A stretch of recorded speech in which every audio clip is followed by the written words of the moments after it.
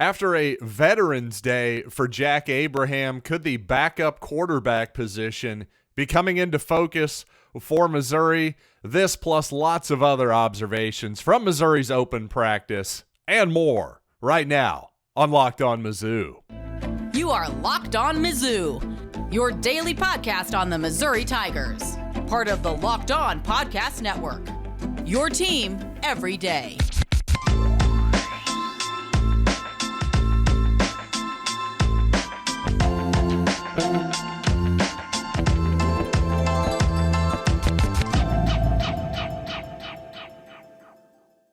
Hey, all you true sons and daughters, I'm John Miller, your Mizzou mafioso and the central scrutinizer of Missouri Tigers football and basketball 5 days a week. Thanks for sending your friends and fellow Mizzou alums and fans to lockedonmizzou.com, where you can find us wherever you get your podcasts, and of course on YouTube as well. And of course, this past Saturday, Missouri did have an open practice. Of course, wasn't all that open to the media. The word went out apparently that media members not allowed to tweet out information during said open practice or take any pictures. Again, despite the fact that this practice is open to the public. We've truly gotten to the point of absurdity here in terms of media control in Columbia. But, you know, I've mentioned this a lot. I promise we'll get to football right after this just observation. This is the baseline, though. This is what football teams do now. I understand that this was not invented by Missouri or Eli Drinkwitz. In fact, this trend started under Gary Pinkel once the SEC actually came to fruition. Tigers didn't have such a great 2012, and it seemed like ever since then, the lack of media access, it's just the trend has been downward. So now it's just sort of gotten to the point where I don't know why anybody would even try to get a press pass. But hey, that's just me. But we did get some at least decent, some interesting tidbits of information, though, by people who were at the practice, by the way. And one thing I've been sort of championing this offseason, I think Missouri, with its seemingly its plethora of wide receivers, at least, you know, potential, if not proven talent, but plenty of potential, especially in the second string at the wide receiver position. Why not run a little bit more 10 personnel? Why not run more 4 wide receivers with 0 tight ends? Because that tight end position, not a lot of proven production there. Speaking of some proven production on the back end maybe of that wide receiver group, well, there's almost 0 proven production at tight ends right now. So I think that's interesting to see that, and I think that's a positive sign that Drinkwitz is maybe willing to get out of his preferred mode of having at least one tight end on the field pretty much at all times. And another thing with the wide receivers, another interesting note, is that Mookie Cooper seemed to be taking quite a few snaps on the outside. Now, he played exclusively inside in the slot last season for the Tigers. And a lot of people online I've seen already, a lot of Power Mizzou posters, message board posters, all that good stuff, have said that this makes no sense. And I have to say, I was surprised by that. Now, will it work out 100%? I mean, hey, we'll see. You can be a skeptic for sure on any type of football move, but no sense? See, that just has to be completely based on the fact that Mookie Cooper's a relatively short guy at receiver. He's maybe 5'7", 5'8". I don't know. I haven't put a tape measure on him recently, I have to admit. But he's not the biggest guy on the team, that's for darn sure. So the conventional wisdom is, hey, you put those guys, the shorter guys on the inside, the taller guys on the outside. But guess what? How about somebody who can, on the outside of the defense, who can truly threaten that defense deep? Because there's a ton of value in that, especially when you consider a couple different things, in my opinion. Number one, in theory, Missouri should be a more diverse running team this year, based on the fact that Brady Cook is a much better runner of the football than Connor Bazelak was. And frankly, even if it's not Brady Cook, if it's Sam Horn, if it's Tyler Macon, certainly to a lesser extent Jack Abraham, and we'll get to Jack Abraham here in a second.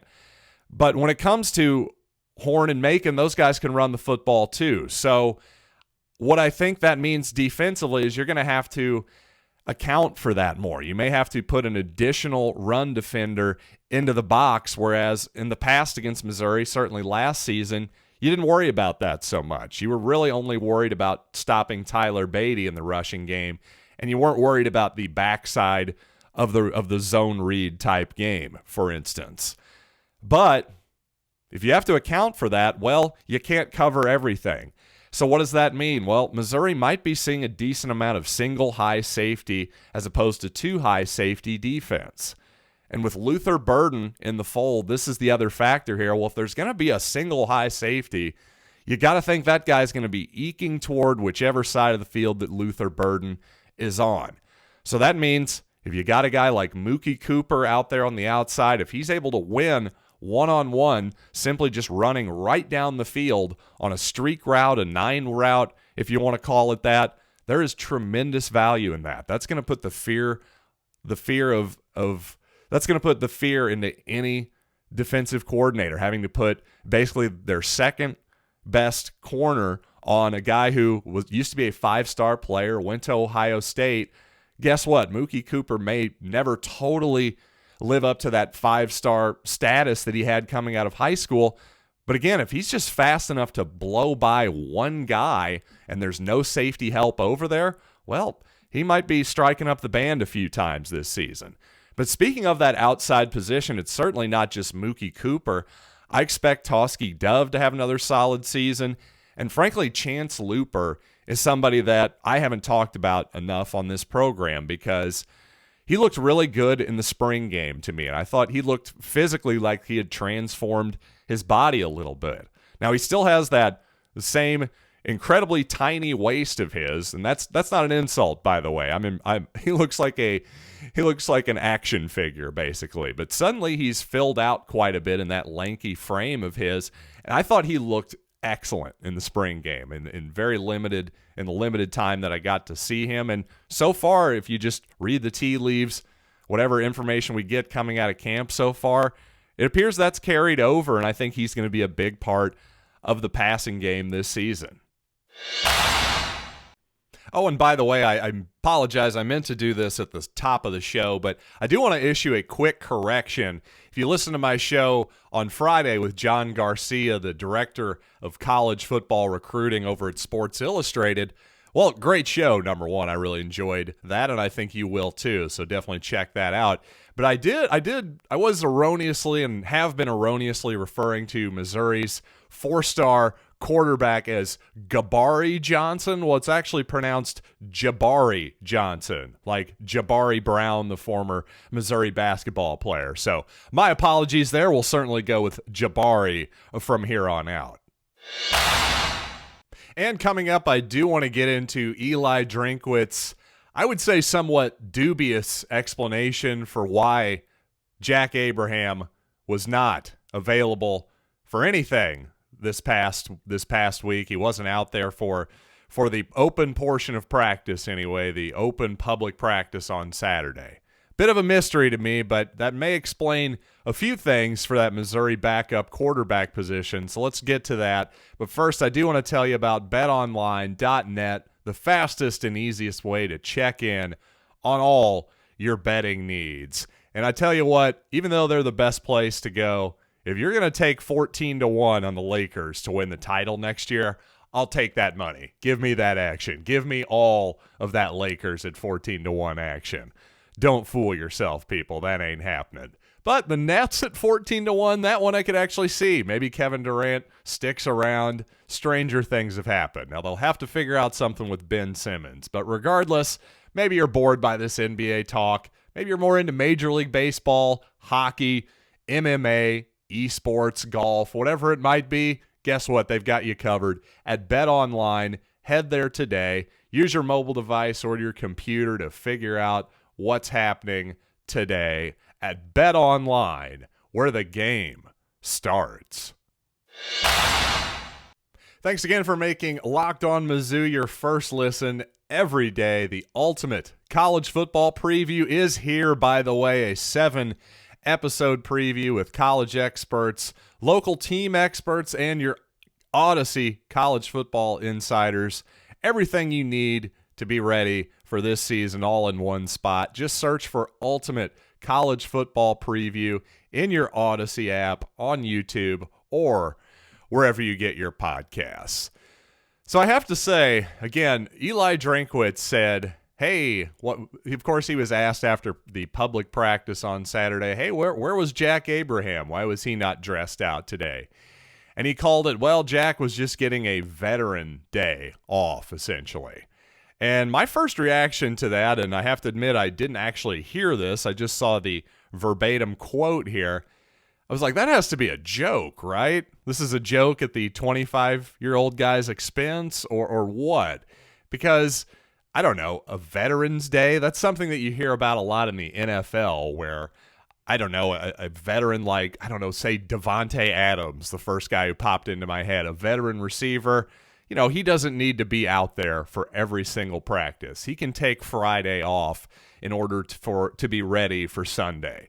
Now, maybe with a different quarterback, that's another question. But again, forget about my potentially bad example here. The point is, Veterans Days, if you will, don't really happen in college football.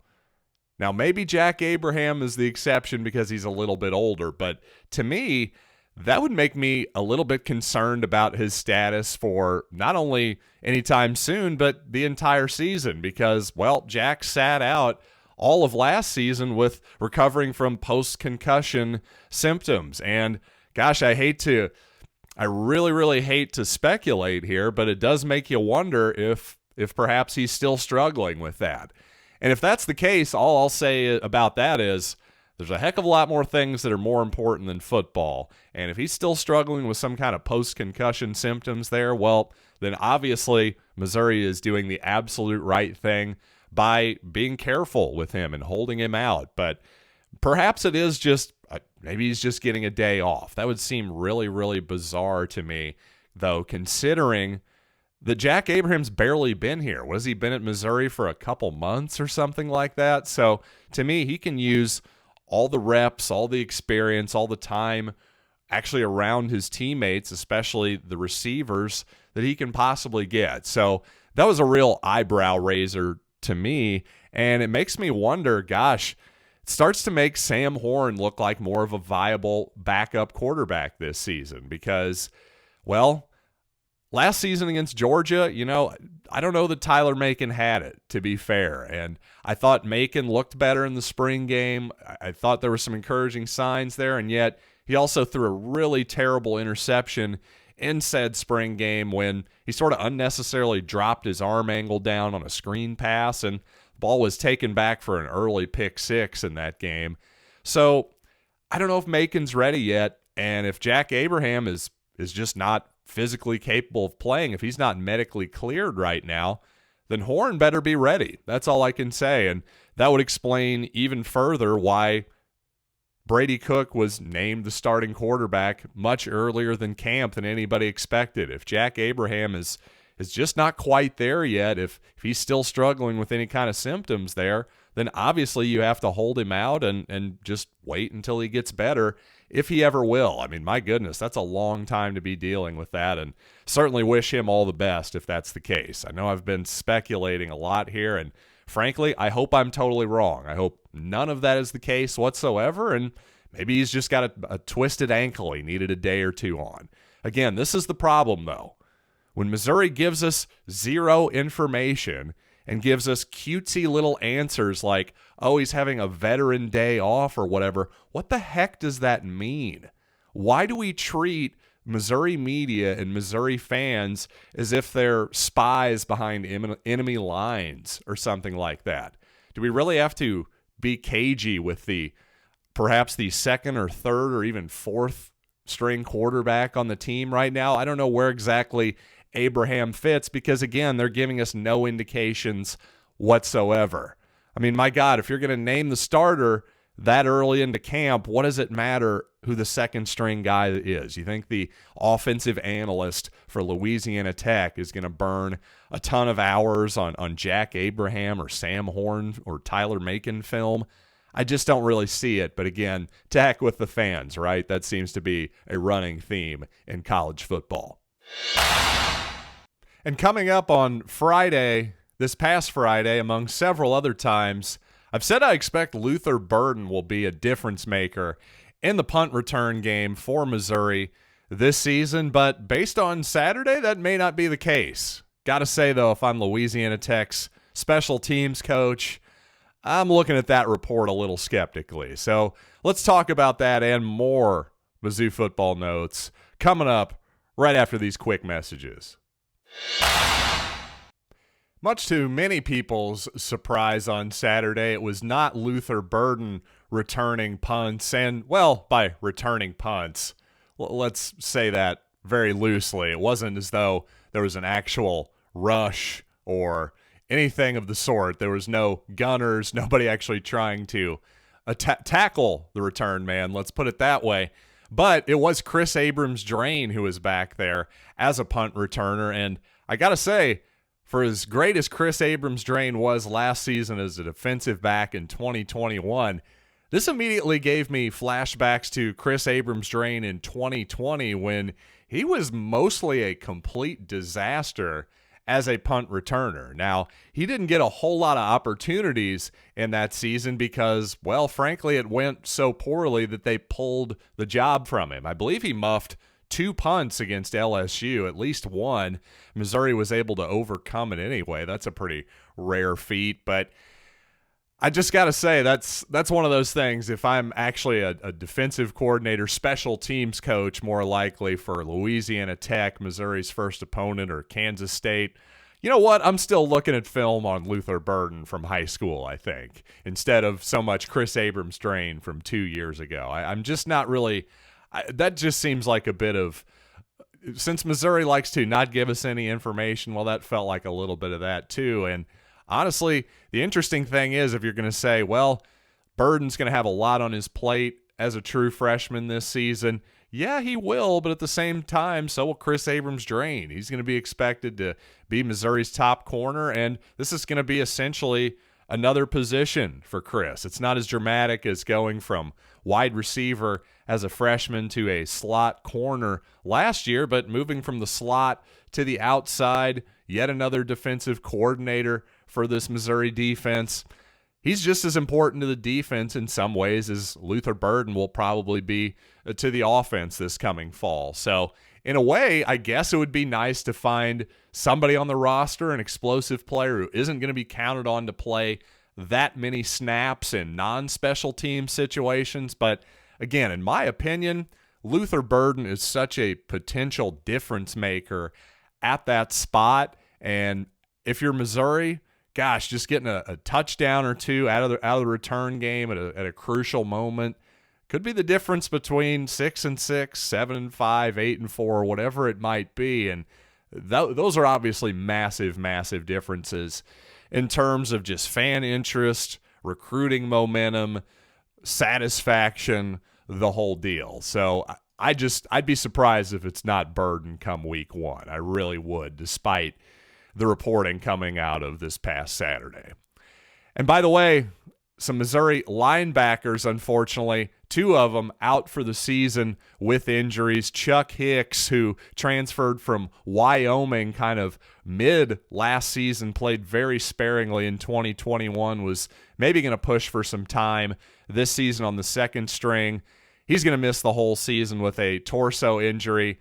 Also, Carmicah Glass, who's part of the 2022 recruiting class, he also had season-ending surgery on an existing injury. The thing with Carmicah Glass is it doesn't seem like hardly anybody outside of Luther Burden is expected to play a big role from that true freshman 2022 class. Certainly Carmicah Glass would be among those, and really he was more of a developmental prospect anyway, even more so than most true freshmen because, well, he was sort of an out-of-nowhere signing, last-minute signing of that 2022 class. You know, Missouri's had guys like that have paid off in the past, most notably maybe Charles Harris in the Gary Pinkel, Barry Odom eras. But, you know, that just wanted to pass those two things along. Not huge news there, but just a couple season-ending injuries at the linebacker core. All right, that'll do it for this edition of Locked On Mizzou. Can you believe we're only 10 days out from football, a week from Thursday? I personally can't wait, but if you need more hype for this football season, you got to check out Chris Gordy's Locked On SEC. Less than 30 minutes a day. He'll take you through the whole Southeastern Conference with experts from Locked On, all kinds of great guests. So again, make Locked On SEC your second lesson. All right, so until next time, I'm John Miller, and this has been Locked on Mizzou.